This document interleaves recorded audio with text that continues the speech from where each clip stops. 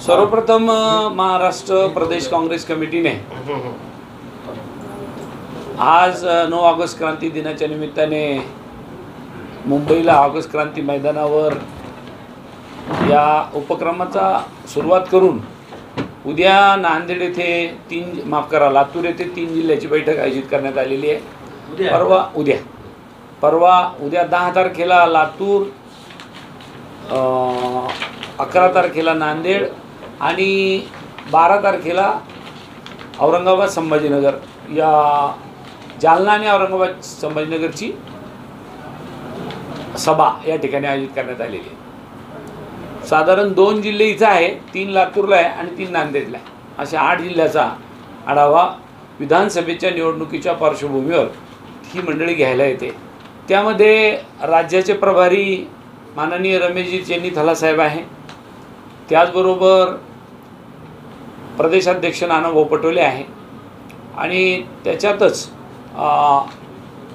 सभागृह नेते म्हणून माननीय बाळासाहेब थोरात साहेब आहे, विरोधी पक्ष नेते म्हणून विजय वडेट्टीवार साहेब आहे, त्याचबरोबर विधान परिषदेतले विरोधी पक्ष नेते सतेज बंटी पाटील साहेब आहे, मराठवाड्यातले माजी मंत्री अमित भैया देशमुख साहेब आहे।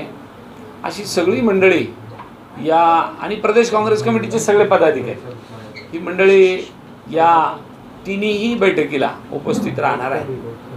बैठक घेण्याच्या पाठीमागा उद्देश असा आहे की साधारण सगळ्यांची एक छोटीखानी सभा व्हावी पदाधिकाऱ्यांची, आणि त्या सभेनंतर व्यक्तिशः इंडिव्हिज्युअल एका विधानसभा मतदारसंघाचा आढावा घ्यावा। तिथे आपले स्थानिक स्वराज्य संस्थेत काही लोक, किती लोक आलेले आहे, आपल्या तिथल्या बूथ कमिट्या BLA झाले का, त्याच्यानंतर मागच्या वेळेला हा मतदारसंघ कोणाकडे होता, यावेळेला तो आपल्याकडे घेतला पाहिजे का, अशी साधारण साधक बाधक चर्चा त्या तालुका अध्यक्षासोबत, त्या तालुक्यातल्या सर्व नेते मंडळीसोबत चर्चा विचार विनिमय करून मग या मराठवाड्याचा दौरा ते करणार आहे आणि नंतर इथून ते बुलढाण्याला जाणार आहे।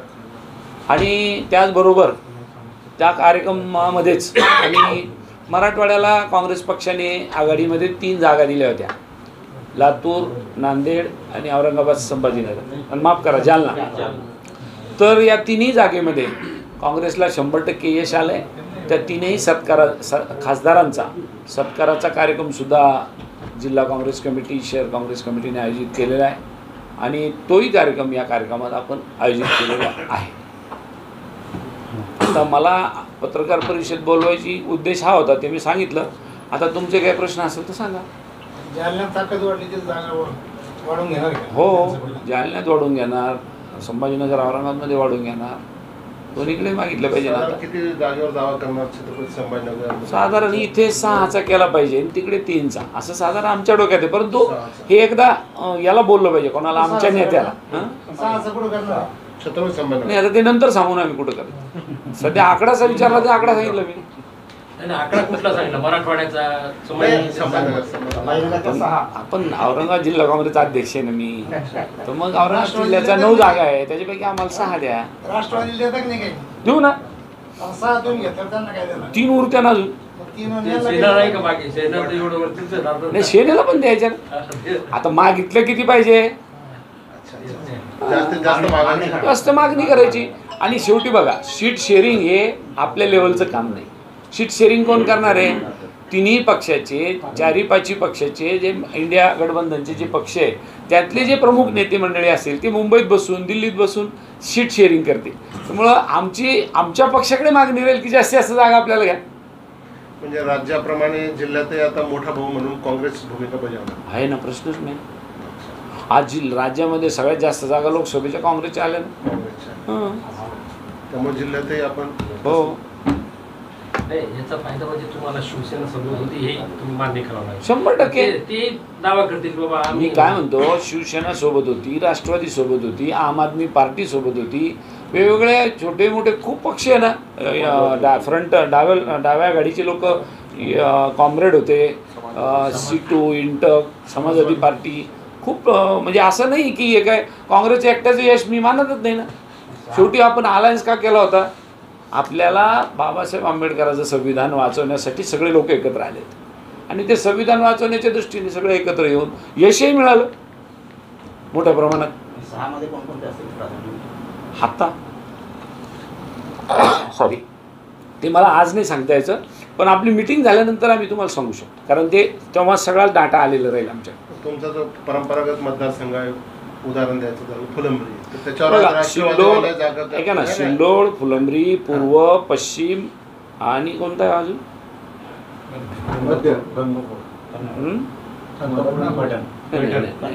नाही, हे 4 मतदारसंघ तर मागच्या वेळेला आपणच लढलो. Okay okay. ही 4 आमच्याकडेच आहे, अजून 2 मागायची, एवढाच विषय.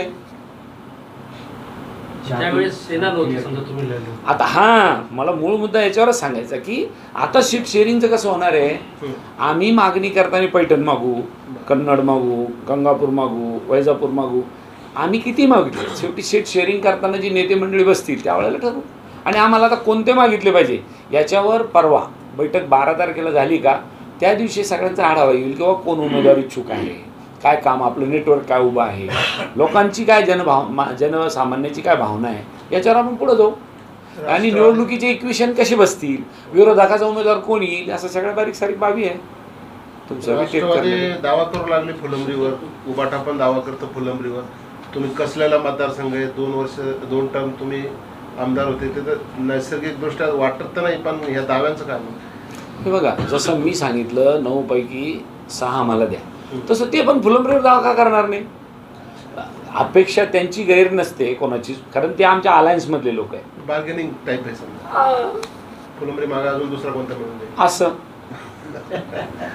सत्तार साहेबांचं काय येत आहे तुमच्याकडे? ते हल्ली तुम्हाला फार मिठा मारू लागले. नाही, ते आपल्या SP ऑफिसमध्ये एक CPDCच्या कामाचं उद्घाटन होतं. ती SP ने मला त्यात इन्व्हाइट केलं होतं, पत्रिकेवरचा पाहुणा होतो मी प्रोटोकॉलप्रमाणे. तर तिथे सत्तार भाई आले आणि ते जिल्ह्याचे पालकमंत्री झाल्यानंतर मी पहिल्यांदा त्यांना भेटलो. तर माझं काम होतं की मी जिल्हा काँग्रेसचा अध्यक्ष नात्याने आपला खासदारांना त्यांचं पुष्पगुच्छ देऊन स्वागत केलं. आता ते गळ्यात गळे मिटात ये तो गंगा जमुना तहजीब है ये अपने हिंदुस्तान के अंदर, तो सबने गले मिलना चाहिए. उघड स्वरूपात एकदा झालं, पण असे बऱ्याच ठिकाणी भेटी झाल्याच तुमचं. आता उघड इतकं झाल्यावर अजून काही राहिलं का? खास मित्र आहेत म्हणून काय? नाही, ऐका ना, ते आपले नेते राहिलेले एकेकाळी जिल्हा काँग्रेस कमिटीचे, आणि आपण आपले कल्चर आहे ते आलेल्या प्रोटोकॉलप्रमाणे जे काही नेते मंडळी आहे किंवा आपल्या पक्षाचे, माफ करा, आपल्या जिल्ह्याचे पालकमंत्री, त्यांचा स्वागत सन्मान सत्कार करणे. त्यांनी प्रासंगिक संपुष्टात आणावा असं वाटतं. ते मला जरी वाटत असलं तरी त्यांना वाटलं पाहिजे. तुम्हाला वाटतं? हे बघा, आमच्या पक्षाचं काम आम्ही करू त्यावेळेला आम्हाला हेच वाटेल की आपल्या प्रत्येक मतदारसंघातला आमदार आपल्या पक्षात झाला पाहिजे. ते तर कोणालाही वाटेल ना, पण शेवटी ते आपलाच पक्ष सोडून गेले तर ते येणार नाही येणार, शेवटी ते त्यांच्या मनावर आहे. आज आपल्याला त्यांच्या मनातलं काय सांगता येईल? दादा, रावसाहेब दानवेंनी असं वक्तव्य केलं आहे 2 दिवसापूर्वी की सत्तार हे मराठा नेतृत्व 2 जिल्ह्यातून संपायला निघाले. आपण काय म्हणणार त्याच्यावर? मराठा नेतृत्व संपवायला निघाले अब्दुल सत्तार? ते सगळ्यात जास्त मराठा समाजाची मतं लोक त्यालाच करते सिल्लोडमध्ये, तर नाही करत. मग संपवायला निघाले असते तर त्यांनी त्या जिल्हा सहकारी बँकेचा अध्यक्ष मराठा कशाला केला असता? आता रावसाहेब दानवे पराभूत झाले म्हणून सत्तारावर टीका करत असतील, ते त्यांचं काय माहित नाही, कारण ते कसं आहे, ते ना महायुतीतले नेते ते दोघेही, त्याच्यामुळे आपण त्यांच्यावर न बोललेलं बरं. त्यांनी तुमच्यावर पण वक्तव्य केलं आहे की 6 महिन्यात कल्याणकरांनी काय काम केलं त्याचा हिशोब द्यावा म्हणतात. अजून 2च महिने झाले मला. नाही, पुढच्या 6 महिन्यात त्यांनी काय केलं त्याच्यानंतर काय करणार, त्याच्यानंतर मला हिशोब विचारतील. खरं आहे ना, त्यांना धन्यवाद दिले पाहिजे. मला कमीत कमी 6 महिने तरी दिले, त्याला 6 टर्म दिले लोकांना. तेव्हा काही केलं तर हिशोब दिलाच नाही कधीच, आणि मला 6 महिन्यामध्येच हिशोब मागू लागले. ओके.